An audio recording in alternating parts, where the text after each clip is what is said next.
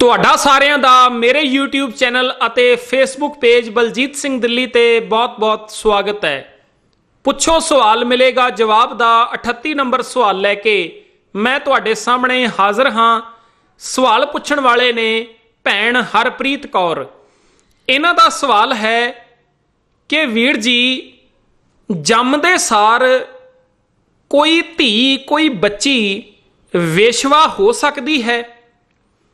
क्योंकि गुरबाणी दे विच ये शब्द आ रहा है, अंतकाल जो इस्त्री सिमरै ऐसी चिंता महजे मरै बेशवा जोन वल वल अवतरै। इन्हां ने शब्द लिखे नाल थल्ले लिखे है कि इत्थे ये गल कही गई है वेशवा दी जूनी दे विच पैना। हुण वेशवा ते एक लड़की हुंदी है कि कोई धी कोई छोटी बच्ची हजे वो पैदा ही हुई है, वो एक दिन दी है जां इंज कह लो कुछ मिनटां दी है, हजे कुछ घंटियां दी है, कि एक छोटी जी बच्ची वो वेशवा हो सकती है? कि वेशवा दी भी कोई जोन हुंदी है? क्योंकि गुरबाणी दे विच आ रहा है कि बेशवा जोन वल वल अवतर है। ये इन्हां ने सवाल पुछया है। सवाल बहुत ही ज़्यादा इंपॉर्टेंट है। ਜਿਹੜੇ अपने आप नूं धर्म दे ठेकेदार समझदे ने उन्हां ने गुरबाणी दे गलत अर्थ करके रख दिते, केवल बाहरले अर्थ करके रख दिते। जिवें कि यही शब्द है, अंतकाल जो इस्त्री सिमरै ऐसी चिंता महजे मरै बेशवा जोन वल वल अवतरै।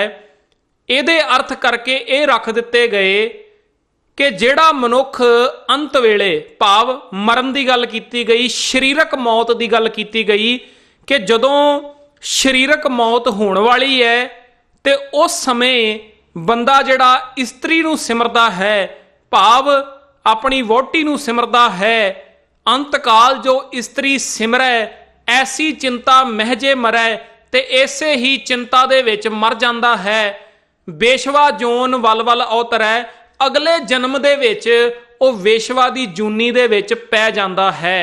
ਇਹਦੇ अर्थ ਇਹ करके रख दिते गए भी शरीरक मौत दे नाल इस नूं जोड़ दिता गया कि अगले जन्म दे विच वो वेशवा दी जूनी विच पै जांदा है। हुण किड्डी कमाल दी गल है कि इस शब्द दे विच गल चलदी पई है साडे मन दी, साडे अंदर दी, पर इनू शरीर दे नाल जोड़ के रख दिता गया।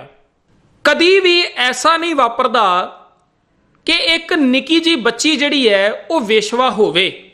ठीक है ना? ਜਿਹੜੀਆਂ ਵੇਸ਼ਵਾਵਾਂ ਅੱਜ ਵੇਖਣ ਵਾਸਤੇ ਸਾਨੂੰ ਸਮਾਜ ਵਿੱਚ ਮਿਲਦੀਆਂ ਨੇ, ਉਹ ਆਪਣੀ ਮਰਜ਼ੀ ਦੇ ਨਾਲ ਇਹ ਕੰਮ ਕਰਨ ਵਾਸਤੇ ਤਿਆਰ ਨਹੀਂ ਹੋਈਆਂ। ਇਸ ਗੰਦੇ ਸਮਾਜ ਨੇ ਉਹਨਾਂ ਨੂੰ ਵੇਸ਼ਵਾ ਬਣਨ ਦੇ ਉੱਤੇ ਮਜਬੂਰ ਕੀਤਾ ਹੈ। ਇੱਕ ਸਾਡੀ ਕੋਈ ਭੈਣ ਹੈ, ਉਸ ਦੇ ਨਾਲ ਜੀਵਨ ਦੇ ਵਿੱਚ ਕੁਝ ਐਸੀਆਂ ਘਟਨਾਵਾਂ ਵਾਪਰ ਜਾਂਦੀਆਂ ਨੇ कि उस नूं वेशवा बनना पै जाता है। ये तो समाज ने किया ना जो किया। ऐसी गल तो नहीं है कि एक बच्ची हजे हुणे ही माता के पेट दे विचों बाहर आई है तो असीं उहनूं कह दईए जी ये तो वेशवा की जूनी दे विच पई हुई है। ऐसी गल तो नहीं। असल दे विच ये जिहड़ी जूना वाली गल है ना, ये सारी दी सारी गल जिहड़ी चलदी पई है वो मन दी है, पर गुरबाणी दे शब्दां दे गलत अर्थ करन करके इन्हां पंक्तियां नूं बाहर ढुकाया जाता है। पर मैं उन्हां धर्म दे ठेकेदारां नूं पुछना चाहुंदा कि मैनूं वेशवा दी जूनी लभ के दसो। तुसीं वेशवा दी जूनी लभ के दसो। जदों 84 लाख जूनां दी गल आउंदी है उदों तुसीं ये गल कह दिंदे हो कि वेखो जी बंदा मरण तो बाद कुत्ते दी जूनी च पै गया, हाथी दी जूनी च पै गया, ठीक है ना, सूअर दी जूनी दे विच पै गया। चलो मन्निया भी कुत्ते दी एक वखरी जून है, हाथी दी वखरी जून है, सूअर दी वखरी जून है, कां दी वखरी जून है, बंदर दी एक वखरी जून है। ये सारे जने पैदा हुंदे ने, पर ये प्रूव करके दसो कि कोई छोटी जी बच्ची जिहड़ी अजे पैदा हुई है वो वेशवा किवें है? उहनूं तुसीं वेशवा किवें कह सकदे हो? वो तां नवजन्मी बच्ची है, ਉਹਦੇ ਤਾਂ ਸੰਬੰਧ ਅਜੇ ਕਿਸੇ ਦੇ ਨਾਲ ਵੀ ਨਹੀਂ ਬਣੇ।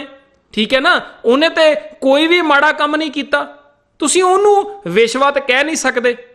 ਤੇ ਵੇਸ਼ਵਾ ਦੀ ਜੂਨ ਫਿਰ ਕਿਹੜੀ ਹੋਈ?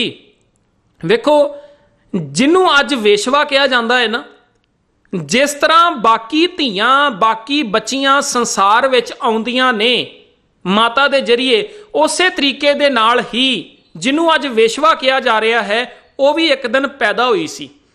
ਜਦੋਂ ਉਹ ਪੈਦਾ ਹੋਈ ਸੀ ਉਹ ਵੇਸ਼ਵਾ ਨਹੀਂ ਸੀ, ਉਹ ਇੱਕ ਨਾਰਮਲ ਬੱਚੀ ਦੀ ਤਰ੍ਹਾਂ ਹੀ ਸੀ।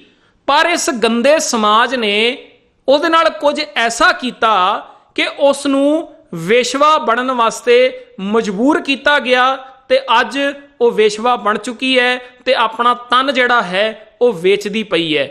ਪਰ ਜਿਹੜੀ ਇਸਤਰੀ ਅੱਜ ਆਪਣਾ ਤਨ ਵੇਚ ਰਹੀ ਹੈ ਨਾ, ਜਿੱਥੇ ਅੱਜ ਲੋਕ ਉਹਨੂੰ ਮਾੜਾ ਕਹਿੰਦੇ ਨੇ ਕਿ ਉਹ ਲੜਕੀ ਗਲਤ ਹੈ, ਆਪਣਾ ਤਨ ਵੇਚਦੀ ਹੈ, ਉੱਥੇ ਮਾੜਾ ਪਤਾ ਕਿਹਨਾਂ ਨੂੰ ਕਹਿਣਾ ਚਾਹੀਦਾ ਹੈ? ਜਿਹੜੇ ਉਹਦੇ ਕੋਲ ਜਾਂਦੇ ਨੇ, ਉਹਨੂੰ ਪੈਸੇ ਦੇ ਕੇ ਉਹਦੇ ਨਾਲ ਸੰਬੰਧ ਬਣਾਉਂਦੇ ਨੇ। ਅਸਲ ਦੇ ਵਿੱਚ ਸਭ ਤੋਂ ਭੈੜੇ ਬੰਦੇ ਤੇ ਉਹ ਨੇ ਜਿਹੜੇ ਇੱਕ ਇਸਤਰੀ ਨੂੰ ਵੇਸ਼ਵਾ ਬਣਾ ਰਹੇ ਨੇ।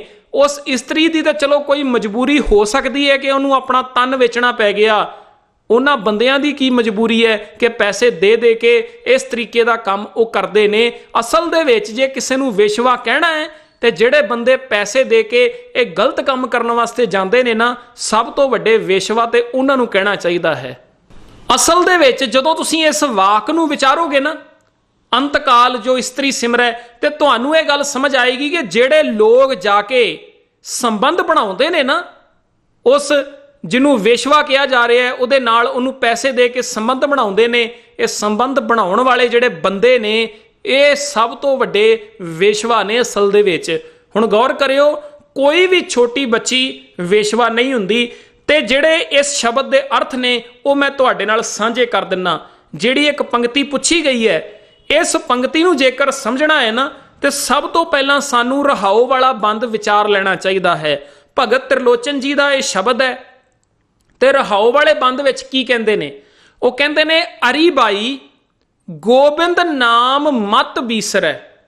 ਅਰੀ ਬਾਈ ਦਾ ਅਰਥ ਹੈ, ਬਾਈ ਕਹਿੰਦੇ ਨੇ ਸਿਸਟਰ ਨੂੰ, ਭੈਣ ਨੂੰ।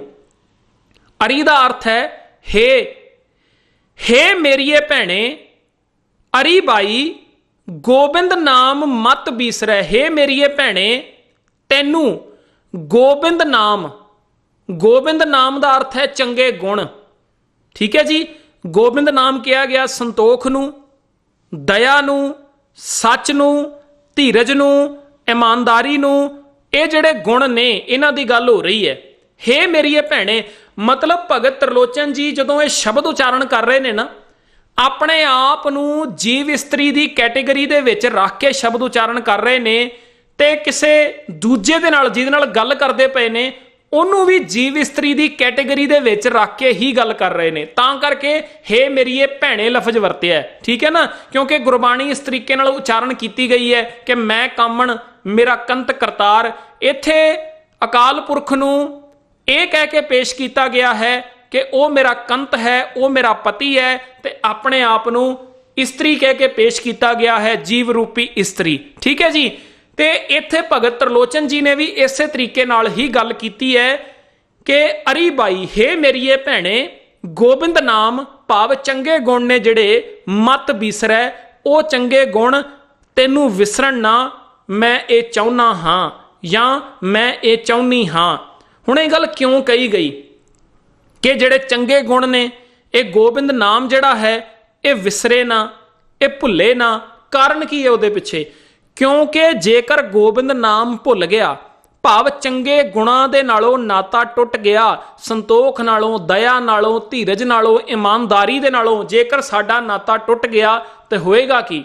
ਬੰਦਾ ਆਤਮਕ ਮੌਤੇ ਮਰ ਜਾਵੇਗਾ। ਆਖਾਂ ਜੀਵਾਂ ਵਿਸਰੈ ਮਰ ਜਾਉ। ਚੰਗੇ ਗੁਣ ਵਿਸਰ ਗਏ। ਜਦੋਂ ਤੱਕ ਮੈਂ ਆਖ ਰਿਹਾ ਸੀ ਚੰਗੇ ਗੁਣਾਂ ਨੂੰ, ਭਾਵ ਜਦੋਂ ਤੱਕ ਮੈਂ ਚੰਗੇ ਗੁਣਾਂ ਨੂੰ ਆਪਣੇ ਜੀਵਨ ਦੇ ਵਿੱਚ ਅਪਲਾਈ ਕਰਦਾ ਪਿਆ ਸੀਗਾ, ਤਦ ਤੱਕ ਮੈਂ ਜੀ ਰਿਹਾ ਸੀਗਾ। ਪਰ ਵਿਸਰੈ, ਜਦੋਂ ਚੰਗੇ ਗੁਣ ਵਿਸਰ ਗਏ, ਮਰ ਜਾਉ, ਫਿਰ ਮੈਂ ਆਤਮਕ ਮੌਤੇ ਮਰ ਜਾਣਾ ਹਾਂ। ਸੋ ਰਹਾਉ ਵਾਲੇ ਬੰਦ ਤੋਂ ਇਹ ਗੱਲ ਕਲੀਅਰ ਹੋ ਗਈ ਕਿ ਇੱਥੇ ਸਰੀਰਕ ਮੌਤ ਦੀ ਗੱਲ ਨਹੀਂ ਚੱਲਦੀ ਪਈ, ਇੱਥੇ ਗੱਲ ਚੱਲਦੀ ਪਈ ਹੈ ਆਤਮਕ ਮੌਤ ਦੀ। ਠੀਕ ਹੈ ਨਾ, ਜ਼ਮੀਰ ਦਾ ਮਰ ਜਾਣਾ, ਉਹਦੀ ਗੱਲ ਇੱਥੇ ਚੱਲਦੀ ਪਈ ਹੈ। ਤੇ ਪੂਰੇ ਸ਼ਬਦ ਦੇ ਵਿੱਚ ਜਿਹੜੇ ਇਹ 4 ਬੰਦ ਨੇ, ਇਹਨਾਂ 4 ਬੰਦਾਂ ਦੇ ਵਿੱਚ ਗੱਲ ਕਾਦੀ ਚੱਲਦੀ ਪਈ ਹੈ? ਗੱਲ ਚੱਲ ਰਹੀ ਹੈ ਆਤਮਕ ਮੌਤ ਦੀ। ਤੇ ਜਿਹੜਾ ਅਖੀਰਲਾ 5ਵਾਂ ਬੰਦ ਹੈ ਨਾ, ਉਹਦੇ ਵਿੱਚ ਗੱਲ ਚੱਲਦੀ ਪਈ ਹੈ ਸ਼ਬਦ ਵਾਲੀ ਮੌਤ ਦੀ। ਕਦੀ ਪੂਰਾ ਸ਼ਬਦ ਵਿਚਾਰਾਂਗੇ ਤੇ ਫਿਰ ਡਿਟੇਲ ਦੇ ਵਿੱਚ ਵਿਚਾਰ ਕਰਾਂਗੇ। ਹਜੇ ਮੈਂ ਇੱਕ ਬੰਦ ਨੂੰ ਲੈ ਕੇ ਹੀ ਇੱਥੇ ਵਿਚਾਰ ਕਰ ਰਿਹਾ, ਕਿਉਂਕਿ ਸਵਾਲ ਜਿਹੜਾ ਹੈ ਉਹ ਇੱਕ ਬੰਦ ਦਾ ਹੀ ਪੁੱਛਿਆ ਗਿਆ ਹੈ। ਸੋ ਇਹ ਗੱਲ ਸਾਨੂੰ ਸਮਝ ਆ ਗਈ ਕਿ ਰਹਾਉ ਵਾਲੇ ਬੰਦ ਦੇ ਵਿੱਚ ਆਤਮਕ ਮੌਤ ਦੀ ਗੱਲ ਕੀਤੀ ਗਈ ਹੈ। ਹੁਣ ਗੌਰ ਕਰਿਓ, ਆਪਾਂ ਆਉਨੇ ਆ ਬੇਸ਼ਵਾ ਵਾਲੀ ਪੰਕਤੀ ਦੇ ਵੱਲ। ਅੰਤਕਾਲ ਜੋ ਇਸਤਰੀ ਸਿਮਰੈ। ਗੌਰ ਕਰਿਓ, ਅੰਤਕਾਲ ਕੀ ਹੈ? ਅੰਤਕਾਲ ਇੱਥੇ ਕਿਹਾ ਗਿਆ ਹੈ ਆਤਮਕ ਮੌਤ ਆਉਣ ਤੋਂ ਥੋੜਾ ਸਮਾਂ ਪਹਿਲਾਂ। ਜਿਵੇਂ ਆਤਮਕ ਮੌਤ ਬਸ ਆਉਣ ਵਾਲੀ ਹੈ, ਉਸ ਤੋਂ ਥੋੜਾ ਜਿਹਾ ਸਮਾਂ ਪਹਿਲਾਂ, ਠੀਕ ਹੈ, ਉਹਨੂੰ ਕਿਹਾ ਗਿਆ ਹੈ ਅੰਤਕਾਲ। ਹਜੇ ਆਤਮਕ ਮੌਤ ਆਈ ਨਹੀਂ ਹੈ, ਥੋੜਾ ਜਿਹਾ ਸਮਾਂ ਪਹਿਲਾਂ। ਭਾਵ ਬੰਦਾ ਨਾ ਮਾੜਾ ਕੰਮ ਕਰਨ ਵਾਲੇ ਪਾਸੇ ਨੂੰ ਜਾ ਰਿਹਾ ਹੈ। ਮਾੜਾ ਕੰਮ ਹੋਇਆ ਨਹੀਂ ਹੈ, ਪਰ ਮਾੜਾ ਕੰਮ ਕਰਨ ਵਾਲੇ ਪਾਸੇ ਨੂੰ ਜਾ ਰਿਹਾ ਹੈ। ਉਹਨੂੰ ਕਿਹਾ ਜਾਂਦਾ ਅੰਤਕਾਲ ਵਾਲਾ ਸਮਾਂ। ਜਦੋਂ ਮਾੜਾ ਕੰਮ ਹੋ ਗਿਆ ਫਿਰ ਤਾਂ ਆਤਮਕ ਮੌਤ ਹੋ ਗਈ ਨਾ, ਕਿਉਂਕਿ ਆਤਮਕ ਮੌਤ ਹੁੰਦੀ ਉਦੋਂ ਹੈ ਜਦੋਂ ਚੰਗੇ ਗੁਣ ਵਿਸਰਦੇ ਨੇ। ਚੰਗੇ ਗੁਣ ਵਿਸਰਦੇ ਨੇ ਤੇ ਮਾੜਾ ਕੰਮ ਹੁੰਦਾ ਹੈ। ਮਾੜਾ ਕੰਮ ਹੋ ਗਿਆ ਤੇ ਆਤਮਕ ਮੌਤ ਆ ਗਈ। ਅੰਤਕਾਲ ਕੀ ਹੈ? ਆਤਮਕ ਮੌਤ ਹੋਣ ਤੋਂ ਥੋੜਾ ਜਿਹਾ ਸਮਾਂ ਪਹਿਲਾਂ ਉਹਦੀ ਗੱਲ ਹੋ ਰਹੀ ਹੈ। ਅੰਤਕਾਲ ਜੋ ਇਸਤਰੀ ਸਿਮਰੈ। ਹਜੇ ਆਤਮਕ ਮੌਤ ਹੋਈ ਨਹੀਂ ਹੈ, ਪਰ ਬੰਦਾ ਪਤਾ ਕੀ ਕਰ ਰਿਹਾ ਹੈ? ਇਸਤਰੀ ਨੂੰ ਸਿਮਰ ਰਿਹਾ ਹੈ। ਹੁਣ ਇਸਤਰੀ ਨੂੰ ਸਿਮਰਨ ਦਾ ਅਰਥ ਇਹ ਨਾ ਸੋਚਿਓ ਵੀ ਇਸਤਰੀ ਇਸਤਰੀ ਇਸਤਰੀ ਇਸਤਰੀ ਕਹਿ ਰਿਹਾ ਹੋਵੇਗਾ ਜਾਂ ਆਪਣੀ ਵੋਟੀ ਨੂੰ ਚੇਤੇ ਕਰ ਰਿਹਾ ਹੋਵੇਗਾ। ਇੱਥੇ ਇਸਤਰੀ ਦੇ ਸਾਨੂੰ ਭਾਵ ਅਰਥ ਵੇਖਣੇ ਪੈਣਗੇ ਵੀ ਇਸਤਰੀ ਕਿਹਨੂੰ ਕਿਹਾ ਗਿਆ ਗੁਰਬਾਣੀ ਦੇ ਵਿੱਚ। ਵੇਖੋ, ਗੱਲ ਚੱਲ ਰਹੀ ਹੈ ਅੰਤਕਾਲ ਦੀ। ਆਤਮਕ ਮੌਤ ਹੋਣ ਵਾਲੀ ਹੈ, ਹਜੇ ਹੋਈ ਨਹੀਂ ਹੈ। ਹੁਣ ਗੁਰਬਾਣੀ ਦੇ ਵਿੱਚ ਨਾ ਮਤ ਨੂੰ ਇਸਤਰੀ ਕਿਹਾ ਗਿਆ ਹੈ। ਭਗਤ ਕਬੀਰ ਜੀ ਦਾ ਇੱਕ ਸ਼ਬਦ ਹੈ ਜਿੱਥੇ ਉਹ ਕਹਿੰਦੇ ਨੇ, ਪਹਿਲੀ ਕਰੂਪ ਕੁਜਾਤ ਕੁਲੱਖਣੀ ਸਹੁਰੇ ਪਈਏ ਬੁਰੀ। ਕਹਿੰਦੇ ਜਿਹੜੀ ਮੇਰੀ ਪਹਿਲੀ ਇਸਤਰੀ ਸੀ ਨਾ, ਇੱਥੇ ਇਸਤਰੀ ਕਿਹਨੂੰ ਕਿਹਾ ਗਿਆ? ਮਤ ਨੂੰ। ਕਹਿੰਦੇ ਜਿਹੜੀ ਮੇਰੀ ਪਹਿਲੀ ਮਤ ਸੀ ਨਾ, ਉਹ ਬੜੀ ਕਰੂਪ ਸੀ, ਬੜੀ ਭੈੜੀ ਸੀ, ਬਹੁਤ ਮਾੜੀ ਸੀ। ਪਹਿਲੀ ਕਰੂਪ ਕੁਜਾਤ ਕੁਲੱਖਣੀ ਸਹੁਰੇ ਪਈਏ ਬੁਰੀ। ਪਰ ਜਦੋਂ ਮੈਂ ਗਿਆਨ ਗੁਰੂ ਨਾਲ ਸਾਂਝ ਪਾ ਲਈ, ਜਦੋਂ ਮੈਂ ਵਿਵੇਕ ਦੀ ਵਰਤੋਂ ਕਰਨੀ ਸ਼ੁਰੂ ਕਰ ਦਿੱਤੀ, ਉਦੋਂ ਕੀ ਹੋਇਆ? ਅਬ ਕੀ ਜਿਹੜੀ ਹੁਣ ਮੇਰੀ ਪਤਨੀ ਹੈ, ਭਾਵ ਜਿਹੜੀ ਹੁਣ ਮੇਰੇ ਕੋਲ ਮਤ ਹੈ, ਇਹ ਮਤ ਬੜੀ ਕਮਾਲ ਦੀ ਹੈ। ਜਦੋਂ ਮੈਂ ਸੱਚੇ ਗਿਆਨ ਨਾਲ ਸਾਂਝ ਪਾਈ ਨਾ, ਮੇਰੇ ਕੋਲ ਚੰਗੀ ਮਤ ਆ ਗਈ।